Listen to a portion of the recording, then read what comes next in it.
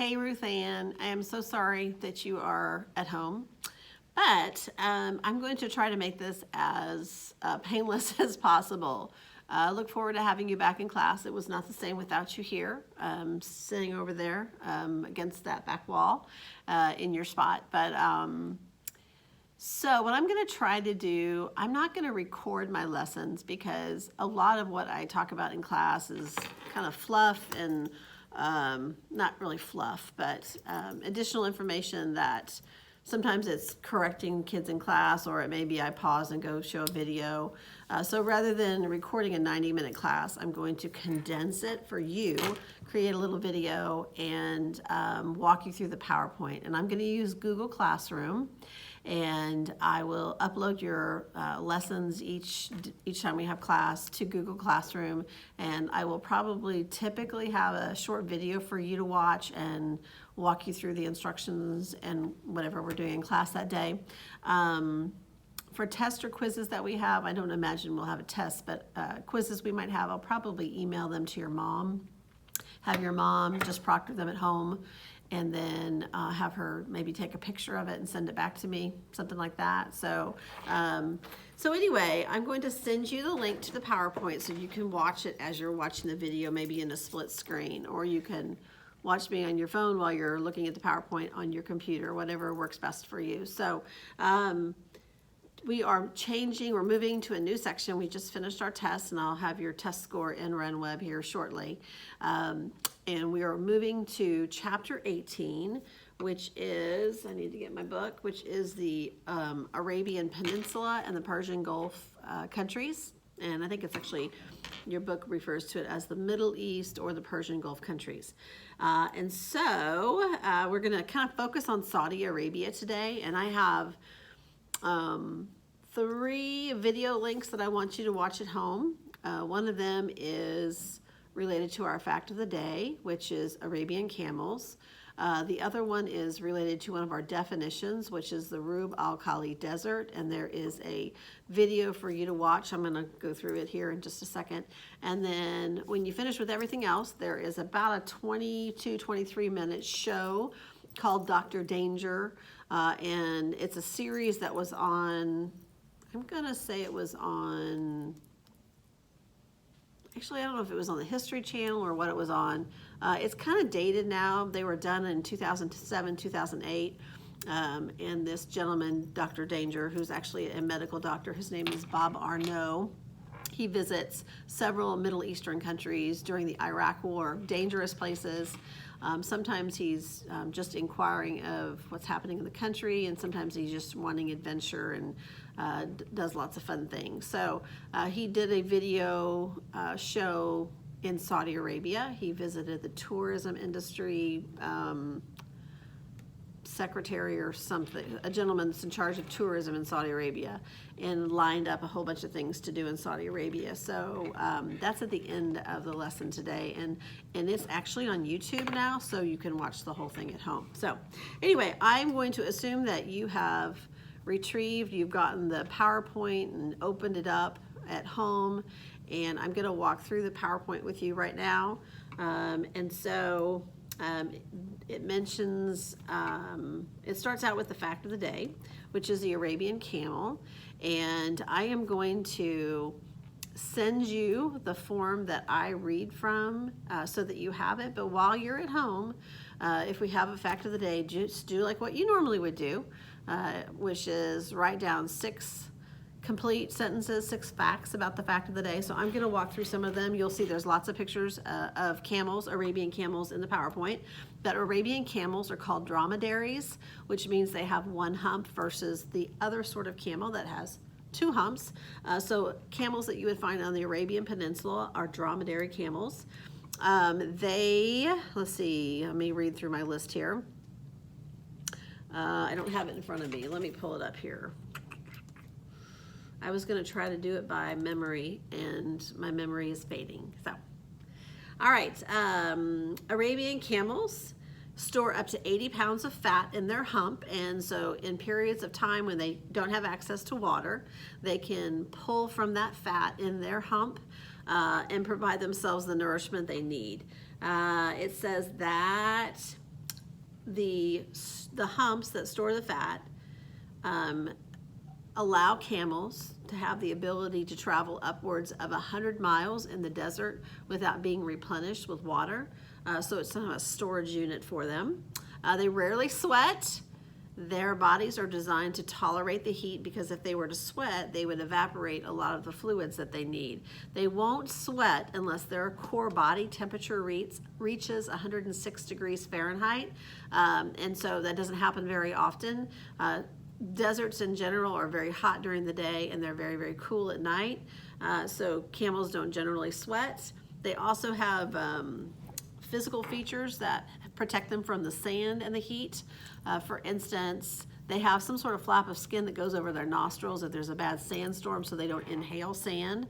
They have very, very thick, bushy eyebrows, and then they also have 2 layers of eyelashes. I jokingly said in class, wouldn't that be funny if we girls got two sets of eyelashes on each side. They can go for several weeks without replenishing their water if they can have access to small shrubs that carry some sort of fluid in them. And they, if they need to and they are completely thirsty and they've run out of fluid, they can drink their water fairly quickly. The information I have says that they can drink upwards of 30 gallons of water in 13 minutes. That's a lot of water, really fast. They can run up to 40 miles per hour in short spurts, and they are one of the few 4-legged animals that actually walks with a gait where both the right side, both legs go this way, and then both legs go this way. If you're in your house, try doing that. Try walking with right foot, right arm, left foot, left arm. It's very, very awkward. Most 4-legged animals do opposite, and it's kind of a balancing act. I don't know if it has to do with the hump on their back, but they're able to balance that way. Camels are domesticated in Saudi Arabia, sort of like horses are here. Like, you would rarely go out and find a range of wild horses running across the plain. You might come into that into maybe federal property out west or something, but generally almost all horses are owned and penned in some way, fenced in by human beings. And that's the case with camels in Saudi Arabia. They're also eaten. We don't eat horses here, so it's unusual to eat a domesticated animal. That would be like eating a dog or a cat or a horse. We just don't do that here. But in Saudi Arabia, they do. They will eat camel for a food source. They also race camels. Racing camels is a big deal in Saudi Arabia, and the cash winning for some of the camel races in Saudi Arabia is upwards of $1 million, so it's a big deal there. Let's see what else. They're pregnant for 13 to 14 months approximately. They can carry large loads for 25 miles a day. In Saudi Arabia and other cultures, a person's wealth is based upon how many camels they own. So wouldn't that be weird if that was true here, that our wealth was based on how many cats we had? Anyway, I think you can get 6 things out of that. So that's our fact of the day today. And feel free to zip through all of those pictures. There's a really cute picture of a baby camel. You'll see some pictures of racing camels, and then you'll see a picture of a guy on a camel with a film strip on the slide. And so now would be a good time to go and watch that link that says the camel racing. It's just 3 or 4 minutes long. And in that particular video link, you're going to see a camel race in Saudi Arabia where they've decided to not use jockeys, but instead they're using computer robots on the backs of the camels. It makes them run faster because they don't have such a heavy weight, and it's controlled remotely. But anyway, I think you'll find that fascinating. And then after you finish watching the video, jump back on here onto your PowerPoint. It says the Arabian Peninsula, chapter 18. So I would like for you to read, for today's lesson, I would like for you to read chapter 18, section 1, which is going to talk about the Arabian Peninsula and the countries on the Arabian Peninsula, not just Saudi Arabia. I probably will have you read the next section on Thursday. If you want to read ahead, go right ahead. We're going to cover all of chapter 18. So if you want to read through it all, you can. But for today's lesson, we read in class together. We read chapter 18, section 1 together. It's the physical geography of the countries of the Eastern Mediterranean. Although we focused in on Saudi Arabia in particular today. The first definition you'll see on your PowerPoint, and since I'm sending you the PowerPoint, you don't have to recopy the definitions and the notes. You can just use them for study purposes. I would not print off, if you're printing them at home, I wouldn't print off all the pictures, but if you want to wait until you get back to school, I will print off all of the definitions and the notes for you, so you have a hard copy here. You just let me know what you want me to do. If you want to print it at home, you can. That's fine. First definition is just basically the countries of the Middle East, Persian Gulf region. So we're going to be talking about Saudi Arabia, Yemen, Oman, Kuwait, Bahrain, Qatar, some people say Qatar, United Arab Emirates, some people say UAE, and then the countries of Iraq and Iran, which are on the eastern part of the Persian Gulf. And if you have your book in front of you, take a look at the map and kind of look and see what we're talking about, where we're going to be. You'll see the Red Sea, the Persian Gulf, the Arabian Sea, the Gulf of Oman, the Gulf of Aden and the Gulf of Oman. Those are all strategic parts of this region, particularly related to the sale and distribution of oil. A lot of these countries are very oil rich. The next slide that you'll see just tells you to do exactly what I just said to do, to look at the map in the book and look at where we're going. The next PowerPoint is a blank map. Your class is going to have a map over this quiz, or have a quiz over this map on Thursday, just over the Middle East, Persian Gulf region. On this quiz, I'm not going to include the previous countries of Turkey and Jordan and Syria and all of that, although those will be included on the unit test. So each unit test will continue to add more and more countries, but for the quiz on Thursday, it's just going to be the Middle East, Persian Gulf region countries and water and whatnot. I'm going to send your entire class a practice map with the countries that you need to know for Thursday's map. I'm going to do that this afternoon, so be looking for that. And I'll probably just email your mom the quiz, and you can do it under her supervision. The next definition is the Rub al Khali Desert. It is the largest sand desert in the world. It's located in the bottom part of Saudi Arabia and the peninsula. Rub al Khali means empty quarters, and essentially it's empty area, empty place, empty home, empty dwelling is what that means, not as in 25 cents quarter. And very, very few people live there. Historically, pretty much nobody lived there because there is just no water sources. I don't even think they have oasis in this area of the desert, or if they do, they're far and few between. Nobody could survive. But they discovered oil in that area, and so now there are some communities that are revolved around the oil business there, oil pipelines and that sort of thing. At least that's my understanding. The next PowerPoint is a picture of a car in a desert racing in some sand dunes, and there's a film strip there on that particular slide, and that means that I want you to stop and go watch the video clip of this car, this Land Rover, racing or going for a drive through the empty quarters. And the story behind that is that 4 or 5 years ago, I can't remember now, I was watching the Super Bowl and was really probably watching the commercials and stuff that happened during the Super Bowl, and they showed a commercial of a Land Rover, a car, doing this test run through the empty quarters in Saudi Arabia. And I was fascinated by that because we had talked about it in class, so I looked it up online. The commercial that I saw at the Super Bowl was just probably 30 seconds long, but I found the full commercial, or the filming of it. It's about 5 minutes long. It's really, really fascinating. So I want you to watch that. The race car driver in the video is a race car driver that's probably pretty well known in that part of the world, and he's going to cross the empty quarters, try to finish it during daylight. I think it's 10 or 12 hours long. And I think he goes as fast as 130 miles an hour, and he drives over some crazy dunes, gets stuck in a sandstorm. So anyway, it's only about 5 minutes long, but it's really very, very interesting. Then when you're finished with that,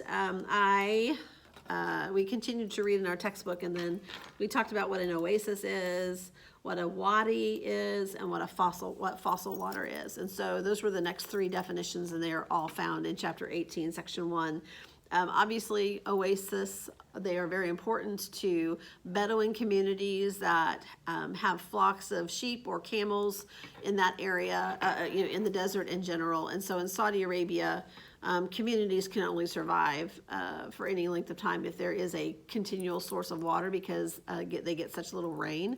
There are no permanent river systems in Saudi Arabia. There's creek beds that dry up, just like we might have creek beds during the spring that are full of water in the spring, but in the summer and the fall they go dry. And so oases are very critical to those Bedouin communities because they provide a constant source. They're springs from inside the earth, and they provide constant source of water, generally speaking. And then a wadi is an old stream bed that's dried up that you can, if you dig deep enough, access the water table below the river from previous rains. Essentially what you do is you find an area that looks like there used to be a creek that runs through it, or a river or dry, whatever, and you dig until you get to moist soil or mud. And if you know your survival skills, you can use a shirt or something and push down into that mud, and the water will funnel through your shirt up above the shirt, and it'll still be kind of nasty, but it would be a water source for you. Oftentimes communities, Bedouin communities even, will use dry stream beds to dig wells. And if they dig deep enough, they hit what's called fossil water, which is a storage of water, but it's not replenished. And so it may be contained underneath the surface for long periods of time. But once you use it, if you dig a well and you use that for your water source, eventually you completely run out of that water because it's not replenished by rainwater. It's just a pocket underneath the ground. And a lot of communities in Africa and the Arabian Peninsula will tap into that fossil water system for a period of time, but when they run out, they have to move into a new community, or they find another place where they can dig a well. And so you see these empty, abandoned communities kind of splattered across Africa and in desert areas. Because of that, because the fossil water is not replenished by rainwater. Let's see here, what else have I got? And then I jumped into some notes. And so we just generally talked about Saudi Arabia. It's a very interesting country. We're going to continue to talk about Saudi Arabia, but the one slide of notes just gives some general information about Saudi Arabia. It is the largest of the Middle East countries. If you look at the map, it almost looks like it's the same size as Iran, but it is slightly larger than Iran. The people of the Arabian Peninsula are Arab, which means they are the descendants of Ishmael, Abraham's other son, and they speak Arabic. It mentions this in here, but Islam was born in Saudi Arabia. The Muslim prophet Muhammad, they call him the prophet, was born in Mecca, which is one of the cities on the western coast of Saudi Arabia. And we'll talk in detail about him later, but the people of Mecca rejected his teachings, and so he fled to Medina, which is north of Mecca, gathered a following, and then eventually went back to Mecca and conquered it. So that is the birthplace of Islam, so people from all around the world travel to Mecca during Ramadan and basically make a pilgrimage there. In Islam, there are 5 requirements. They call them the 5 pillars of Islam. And one of those is if you are able to travel to Mecca to do a pilgrimage there. And the Saudis are very, very proud of the fact that Islam was started in their country. And so they actually make a lot of money off of that as well. The capital city of Saudi Arabia is a city called Riyadh. And it is a pretty large city, pretty modern city. The Saudi people in general rarely hold jobs, or most of them don't. At least that's my understanding, because in the 1920s, oil was discovered there. Prior to that, it was a pretty sparse country, not a lot going on there, a lot of poverty, but a lot of tribal situations, kind of like in North Africa, or even Native American on a smaller scale. But when oil was discovered in Saudi Arabia in the 1910s or 1920s, that changed everything. And so Saudi Arabia overnight became one of the wealthiest nations. And so the people of Saudi Arabia generally don't work. They receive a check from the profits of oil from their government.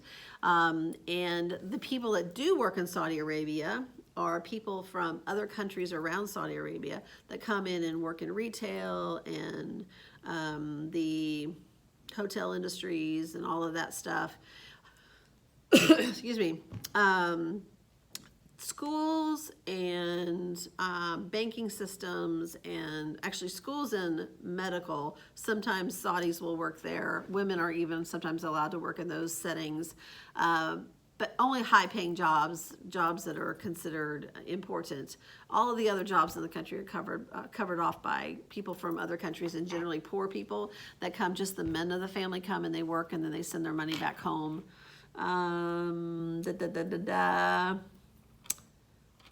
Men in Saudi Arabia are allowed to marry upwards of 4 wives because that's allowed in Islam. And so you can only marry 4 wives, however, if you are able to equally provide for them. And so they kind of live in compounds of sorts, walled areas where their homes are, lots of privacy, especially because women are expected to be covered from head to toe. Most of the time they're out in public. They can't be out in public if they don't have a male chaperone. Just recently, women, I think just in Riyadh, were given the right to get a driver's license and drive, but my understanding is they still are required to have a male chaperone in the vehicle with them so they can drive, but they still got to have Uncle Joe in the back seat or whatever. Let's see what else. Saudi Arabia practices Sharia law, which means that their legal system is based upon the Quran. So if somebody commits a crime, the judicial panel will look and see what punishment fits the crime based upon what is in the Quran. It's very similar to the Levitical system that the Jews had when they were living prior to having kings. If God said you commit adultery, you're stoned. If you steal, you have to repay back twofold, whatever it said. That's basically how it works. So they use the Quran, which is their Bible from Islam, and a judicial panel determines the punishment based upon what the Quran says. And so the Sharia law governs their entire culture, and that's part of the reason women have to cover up, because there are passages in the Quran that require women to cover themselves to prevent the men in the community from committing sexual sins and that sort of thing. So let's see what else. In 2015, something crazy happened.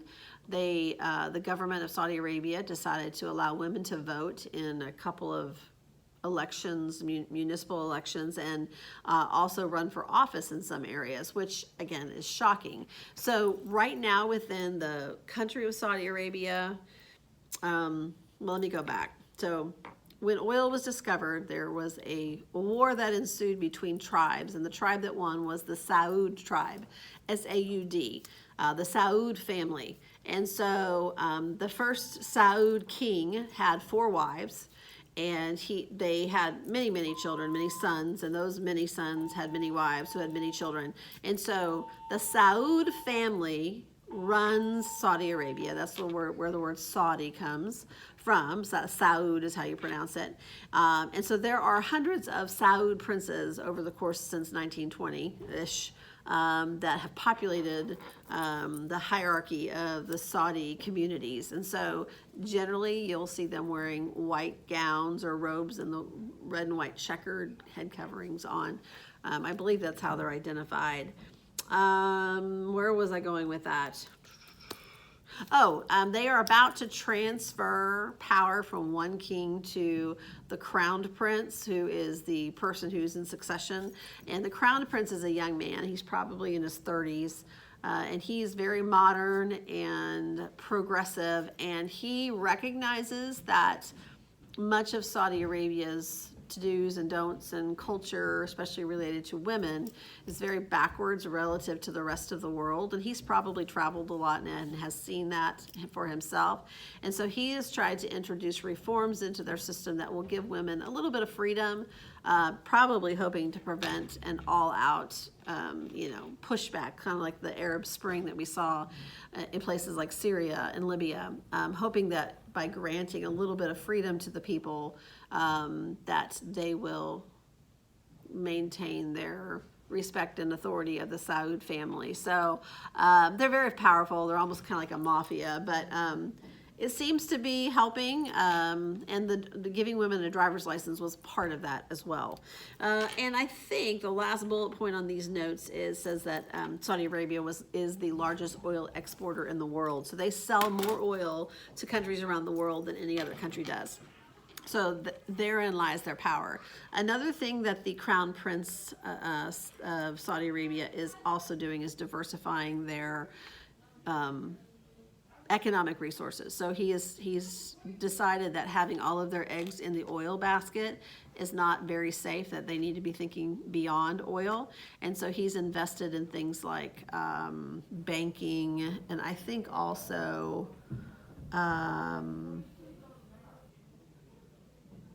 maybe, no, not tourism. There was something else I was thinking of.